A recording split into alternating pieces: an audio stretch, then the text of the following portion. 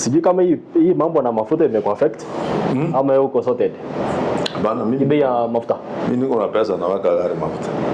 Lakini wale wengine ndio hawa. Hata mkiweke ifike 500 mimi lazima niende na gari. Na lazima niende bunge.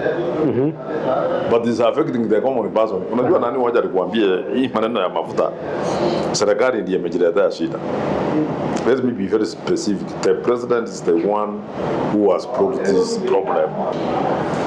Mafuta serikali yoyote East Africa and Africa hawana say vile mafuta inauzwa. They don't have a say. But unakumbuka wakati William Ruto alikuwa deputy president, tukifanya campaign ya 2022. Yeah. Kumbuka alikuwa anasimama anasema nini? Vita ya Ukraine. Alikuwa anasimama anauliza anasema hii mafuta yanaongezeka kila siku. Not that he didn't know that the government of Kenya that time, which was led by Uhuru Kenyatta, that they are the people walikuwa wanaongeza. Si ati alikuwa anajua, alikuwa anajua. Lakini akasingizia yeye akiambia watu ya kwamba hii mafuta ni serikali inaongeza. Serikali inaongeza.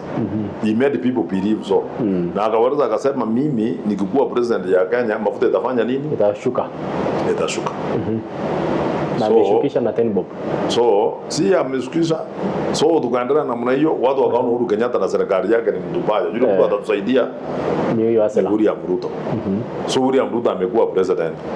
Kwa bahati nzuri zaidi amekaa kidogo kidogo, ikakuwa tena maneno ya mafuta imeanza kustabilize, mabei imeanza kurudi chini. What did he do?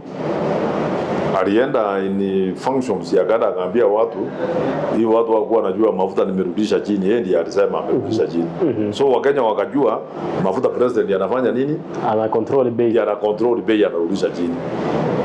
Sasa vita ndio hiyo imeanza, hata wakati kulikuwa na vita mafuta yameenda juu. Na mbiba arasi kama urudisha chini siku ile mbona saa hii unapeleka juu. If people were genuine angeenda aseme mafuta si mimi nimerudisha. It was with the people will not be asking questions. These questions people are asking, and you know now what your position they are taking advantage. Wanajua si William amepeleka juu. They are also taking advantage. They will took advantage that time. Lakini pia William Tiako anasema kwa sababu alisema tutaipunguza VAT na akakuja bunge na mkapunguza VAT. You know what happens? VAT was sisi ndio iliwekwa VAT that time.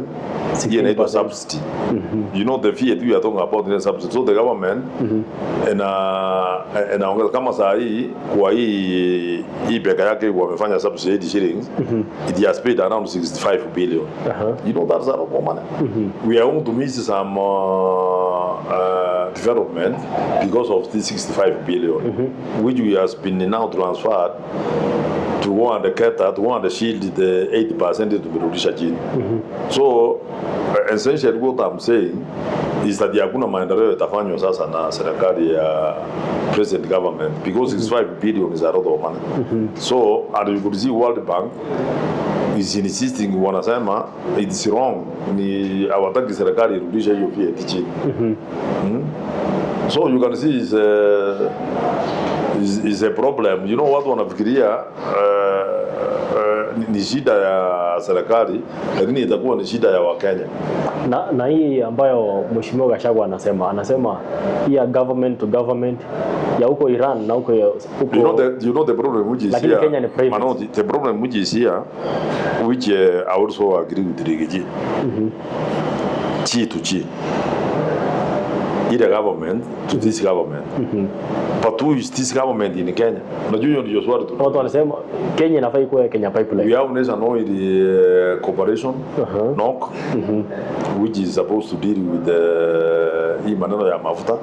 Then we could be told the government, but let's have NOC on the system so that NOC can be able. But you know the problem which is here, chi to chi is not the problem. The problem is chi to chi, but from the Kenyan government, who is this chi? Hiyo ndio shida. Wanasema ni Kasongo. Na watu yake. Mimi sijui, lakini people are saying those companies which are called G from Kenya, they have some they're just proxies, but there are people in the government who own this G. So hii watu ndio naona mafuta ikiongezwa ukienda juu, they wanaenda wanaongeza pesa ya hapo, lakini the part inaenda kwa mwananchi ya kawaida. Nyinyi kama wabunge mnafanya nini? Because if mambo imereiziwa IG hatujui G ni nani. Nyinyi kama legislatures mtafanya nini ama mambo na oversight? Wewe nani, wacha nikuulize, wakati President William Ruto alitoa VAT ya 80%, alitoa akikuwa wapi? Siko barabara. Alikuwa wapi? Alikuwa Nyanza. Akasema ametoa. Ikaletwa kwa bunge. Kesho yake then I was not even there. Because I had traveled.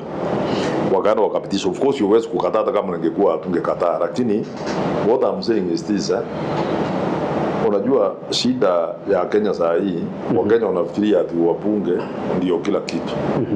Lakini sometimes it doesn't go that way. Lakini mheshimiwa, si mko na a lot of say. Nyinyi ndio mnatengeneza budget and everything. We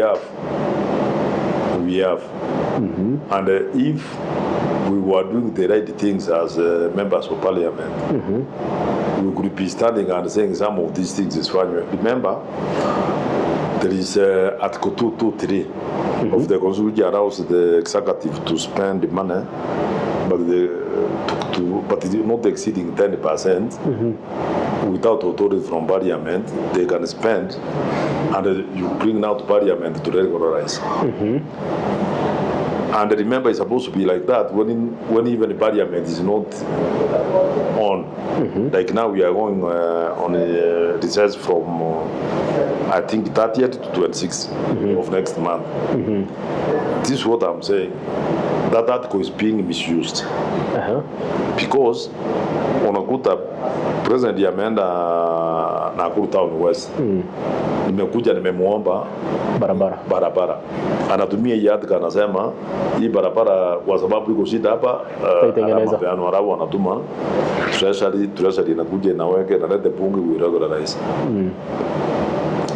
To my opinion, we can say that the executive led by the president, tunaweza sema sisi wale watu ya opposition saa zingine wanaanza criticize the president that ameenda anajishi out projects which is not supposed to be the case.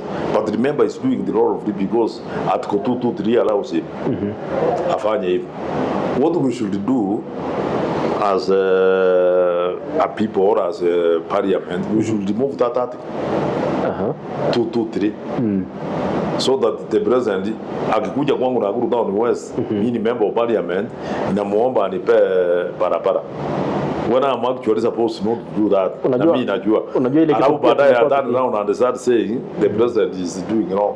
President akienda mahali tunaona wabunge, magavana ni kama paka wanapiga magoti, tafadhali rais tusaidie hii. And that's why ndio nakwambia that. Nini hamna nguvu ama nini? Ndio nasema tata tuko 223 ndio wanatumia.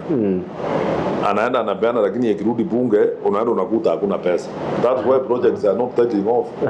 Mimi mwahi kuona nikisema ati nisaidie barabara, siwezi kwa sababu ninajua hata ukiomba finally to come to parliament and if there is no money in treasury exchequer, kama hakuna pesa you receive the road cannot be done. So what is the purpose? Even they want the president amepeana kila mahali, they must bring to parliament. Last week tulimwona huko kwenyu Nyamira na Kisii alipeana over billions of shillings. Wacha tuone. More than 20 billion. Wacha tuone. I really pity the members of parliament from that end. I really pity them. Lakini ubaya pia they are the first timers. The first timers members of parliament. What the president was giving them, let's wait.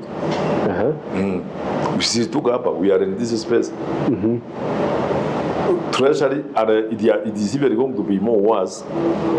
That as the president was dishing out the projects across Kisii and Nyamira, mafuta ikuwa imeongezeka so that you were the subsidy 65 billion. Hii 65 billion unajua itatoka treasury. So what I'm saying, zile project zote zile president amepeana huku, amesema hii weka billion, weka nini. I'm telling you to get the money, and especially with this type of